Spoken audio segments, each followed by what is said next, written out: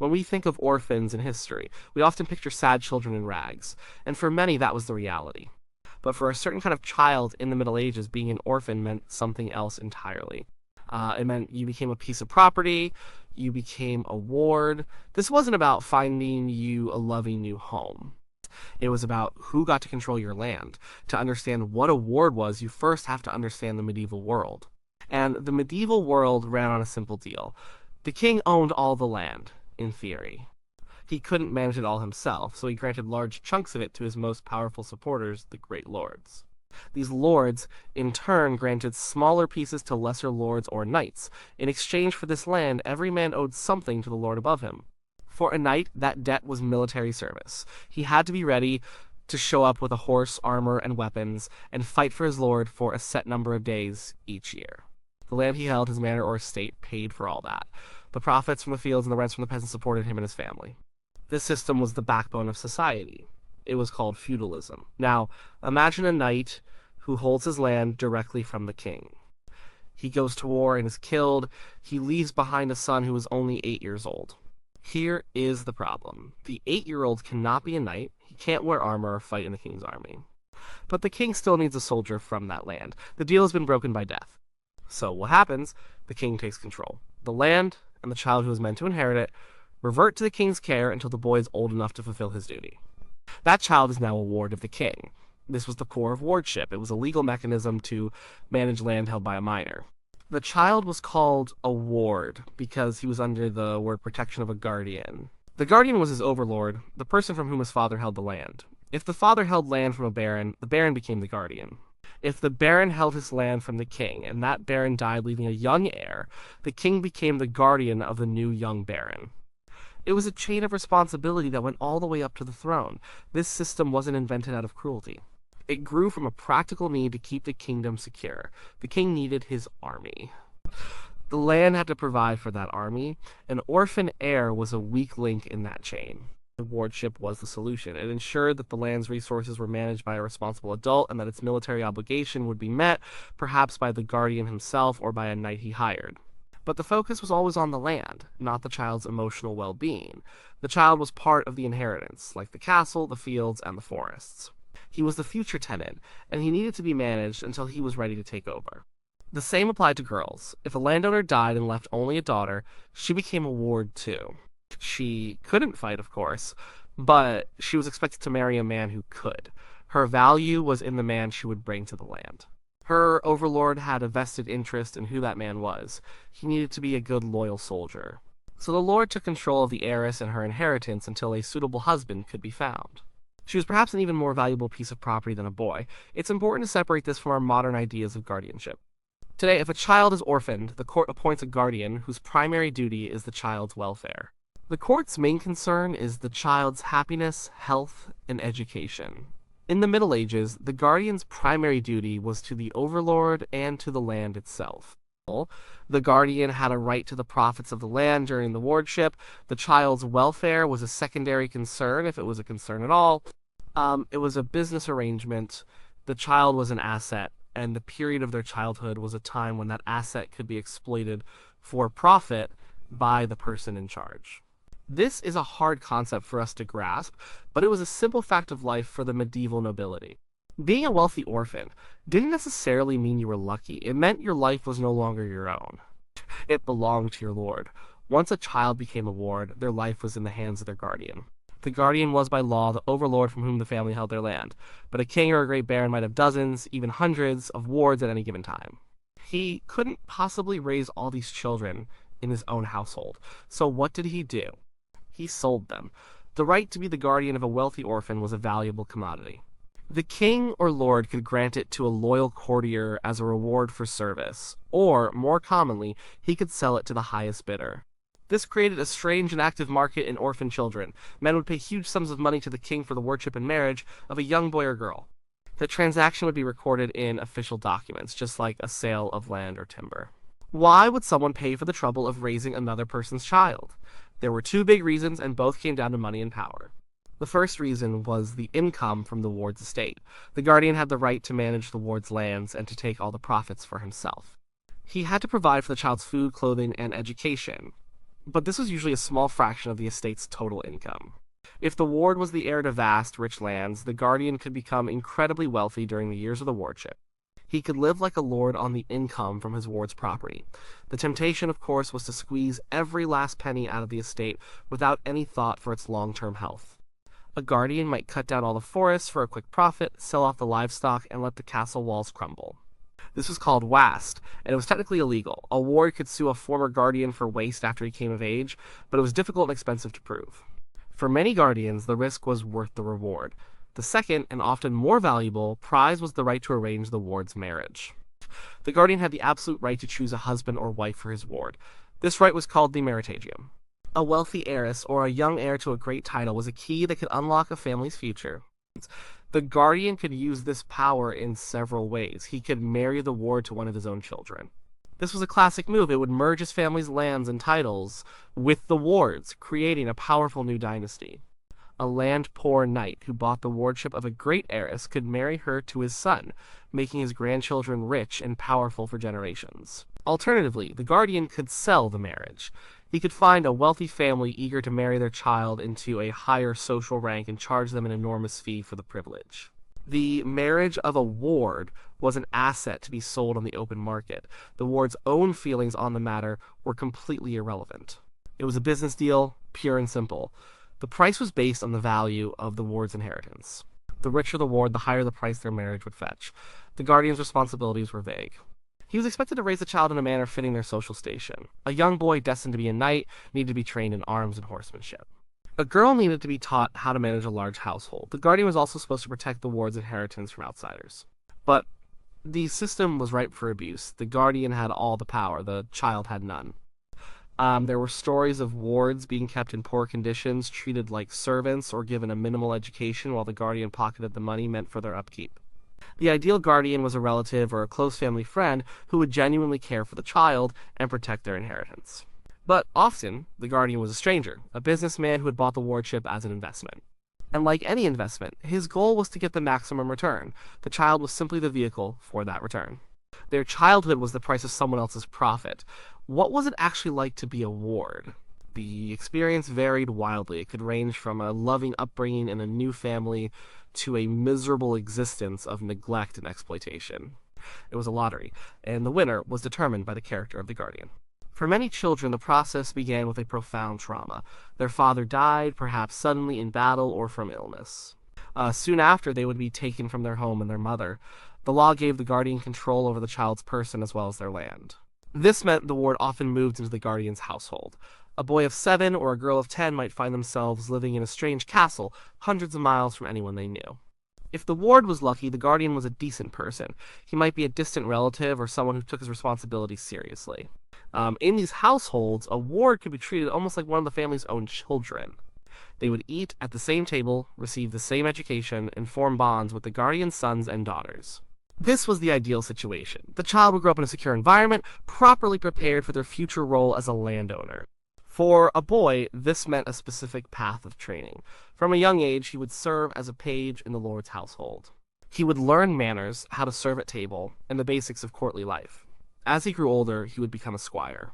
His training would intensify. He would learn to ride a warhorse, to handle a lance and sword, and to wear heavy armor. He would follow his lord to tournaments and even to war, learning the business of being a knight firsthand. Alongside this military training, he would learn to hunt and hawk, essential skills for a nobleman. He might also learn to read and write, though this was less important than a mastery of arms. His entire youth was a long apprenticeship for the day he would claim his own lands and become a knight himself. For a girl, the training was different, but no less rigorous. She would be placed under the care of the lady of the household. Her education was focused on preparing her to be the wife of a nobleman and the mistress of a castle. She would learn to manage a large staff of servants, to keep the household accounts, and to oversee the production of food and cloth. She learned needlework and embroidery, skills considered essential for a high-born lady. She might learn to read, often religious texts, and perhaps to play a musical instrument. Her entire education was aimed at making her a valuable and competent wife for the man her guardian would eventually choose for her. But not all guardians were kind. For every ward who was treated like a son or daughter, there was another who was treated like an inconvenience or a cash cow. A greedy guardian might spend as little as possible on the child's upbringing. The ward might be poorly clothed, poorly fed, and housed with the servants. Their education could be completely neglected. The guardian's only interest was in maximizing his profit before the child came of age. In these cases, the ward's childhood was a lonely and difficult time. They were in the house, but not of it, a constant reminder of a financial arrangement. The psychological impact must have been immense. These were children grieving a parent, suddenly thrust into a new and sometimes hostile environment. They had no power and no one to appeal to. Their future was entirely in the hands of a guardian who might see them as nothing more than a bag of gold. They learned from a young age that their worth was tied to their land, not to their own personality or desires. They were pawns in the games of adults, moved around the board of politics and finance. Some no doubt grew up to be resilient and capable adults. Others must have carried the scars of their upbringing for the rest of their lives. The life of a ward was a gamble. It could be a path to a well-prepared adulthood or a long, dark tunnel of exploitation. The child had no say in which it would be. Of all the rights a guardian held, the most powerful and profitable was the right of marriage. A guardian didn't just get to approve of a spouse for his ward, he got to choose the person and arrange the entire match. The ward had almost no say in the matter. This turned medieval courtship and marriage, at least for the upper classes, into a financial transaction. Love was a happy accident, not a requirement. The marriage of an heir or heiress was a strategic asset. A good match could unite two great estates, end a long-standing family feud, or create a powerful political alliance. But a guardian with a ward to marry held a very strong card. He could use that card to benefit himself and his own family above all others. The most common strategy was for the guardian to marry the ward to one of his own children. A guardian with a son and a female ward could create a marriage that would bring the ward's lands permanently into his family's control. A guardian with a daughter could marry her to his male ward, securing her future and elevating his family's status. These kinds of arrangements were the ultimate prize of wardship. If the guardian had no suitable children of his own, or if he simply preferred cash, he could sell the ward's marriage on the open market. This was done quite openly. A father with a son he wanted to see well established would approach the guardian of a wealthy heiress. He would offer the guardian a sum of money in exchange for arranging the marriage between his son and the ward. The guardians would negotiate a price. The higher the value of the ward's inheritance, the more her marriage was worth. We have records of these transactions where guardians paid thousands of pounds, an astronomical sum in those days, for the marriage of a single child. The children themselves were often very young when these deals were made. Betrothals could be arranged when the ward was still in the cradle. The marriage would then take place as soon as the church considered them old enough, which was 12 for girls and 14 for boys, though it was often a few years later in practice. A 14-year-old girl might be married to a man she had never met, chosen for her by a guardian she barely knew, all for a sum of money that had been paid years before. Her feelings were not part of the equation. What if a ward refused the marriage their guardian had arranged? The system had a harsh answer for that. If a ward refused a suitable match, they had to pay a fine to the guardian. This fine was not a small penalty. It was typically equal to the amount the guardian would have received for selling the marriage. So, if a guardian had been offered £2,000 for his ward's hand, and the ward refused, the ward would have to pay the guardian £2,000 out of their own inheritance. This made refusal financially ruinous and therefore very rare. The pressure to accept was immense. There was one small protection. The law stated that a guardian could not disparage his ward. This meant he could not force the ward to marry someone of a much lower social class or someone with a physical deformity. A noble heiress could not be forced to marry a simple peasant, for example. This was less about protecting the ward's feelings and more about protecting the integrity of the noble class and the king's interests. The king did not want his lands to be controlled by men of low birth, but even this rule could be bent. A guardian might marry his ward to a wealthy merchant's son, a man technically of a lower social class, but whose family could pay a very high price for the honor. The whole system seems cold and brutal to us today. It treated marriage as a business deal and children as the commodities being traded. For the medieval nobility, it was simply how the world worked. Marriage was not about personal happiness. It was about the continuation of a family line, the consolidation of land, and the creation of alliances. The right to control a ward's marriage gave the guardian immense power to shape the future, both for the ward and, more importantly, for himself. For the ward, it was another reminder that their life was not their own. Their future spouse, the person they would spend their life with, would be chosen not for love or compatibility, but for the profit and advantage of a guardian. A wardship was not permanent. It was a temporary state that lasted throughout the ward's childhood, ending when they were legally considered an adult. For a male ward, this was almost always at the age of 21. For a female ward, it was typically earlier, at 16 or at 14 if she was already married. The day a ward came of age was a momentous occasion. It was the day they could finally step out of the control of their guardian and claim what was rightfully theirs. But it was not a simple or automatic process. To take possession of their inheritance, the former ward had to go through a formal legal process. First, they had to prove their age. This was done by gathering a jury of older local men who could swear that they remembered the ward's birth or baptism. In a time before birth certificates, the memory of the community was the only official record. Once their age was proven, the heir had to sue for livery of seisin. This was a fancy legal term for formally requesting the king or overlord to deliver their lands to them. This delivery was not free. Before the lord would hand over the lands, the heir had to pay a fee called a relief. This was a substantial one-time payment, a kind of inheritance tax. The amount was often set at 1 year's income from the estate. For a wealthy heir, this could be a huge sum of money. Many new heirs had to borrow heavily to pay their relief, starting their adult lives in debt.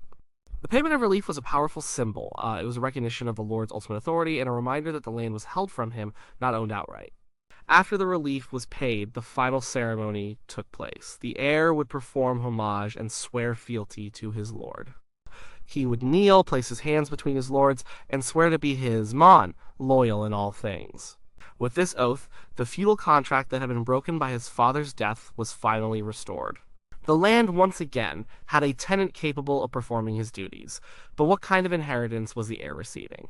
This was the great question that hung over the end of every wardship. After years under the control of a guardian, the estate could be in any number of conditions. Well, if the guardian had been responsible, the lands would be productive, the buildings in good repair, and the tenants content.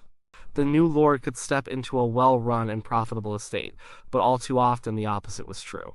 A greedy or neglectful guardian could leave the inheritance in ruins. This was the problem of waste. A guardian might have cut down and sold all the valuable timber from the estate's forests. He might have sold off the best livestock and tools. He could have let the castle roof leak and the manor walls crumble. He might have squeezed the tenants for every last penny, leaving them impoverished and resentful of their new lord. The heir, after years of waiting, could finally take control of his birthright, only to find it was a hollowed-out shell, stripped of its value. The law did give the heir some recourse. He could bring a lawsuit against his former guardian for waste. But these lawsuits were very difficult to win. The heir had to prove the state of the property when the wardship began, often more than a decade earlier. He had to gather witnesses and present evidence, a costly and time-consuming process. Many guardians were powerful and well-connected men who were difficult to challenge in court. For many heirs, the damage was irreversible. They inherited a depleted estate and a legacy of problems that could take a generation to fix. The system of wardship was a fundamental part of the medieval social and political structure. It grew out of the practical needs of a military society based on land tenure. It ensured that lands were always managed by a capable adult and that the king could always raise his armies. But it was a system that placed the rights of property and the interests of the powerful far above the welfare of a child. It turned orphaned children of the nobility into assets, their lands to be exploited and their marriages to be sold. Coming of age was a moment of liberation, but it was also a moment of reckoning, when the ward finally discovered the true cost of their long childhood spent in another's hands. It was the end of one chapter, and the beginning of another, often a difficult struggle to rebuild a life and a legacy that had been under someone else's control for far too long.